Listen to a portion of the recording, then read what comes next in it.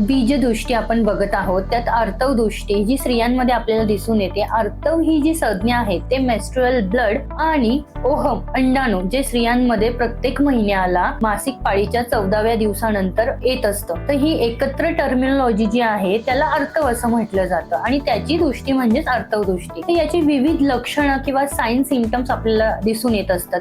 त्यात अनियमित रक्तस्राव किंवा अनियमित पाळी, दुसरं अल्प रक्तस्राव किंवा अति रक्तस्राव जाणे, काळसरपणा, काळपटपणा आणि गाठी स्वरूपात रक्तस्राव जाणे, अंडोत्पत्ती नाही होणे म्हणजे वेळोवेळी ओव्ह्युलेशन नीट न होणे, ते अंडाणू असतात ते प्रीमॅच्युअर म्हणजे ते नीट डेव्हलप न होणे, हे सर्व सिम्पटम्स जे असतात ते आर्तवदृष्टीमध्ये आपल्याला दिसून येत असतात. याची मुख्य कारणं काय असतात तर दोषदृष्टीमुळे हे गोष्टी घडून येत असतात आणि त्याला सुद्धा आयुर्वेदात सोल्युशन आहे. नक्कीच तुमच्या जवळच्या आयुर्वेदिक तज्ञांकडून ते जाणून घ्या. धन्यवाद.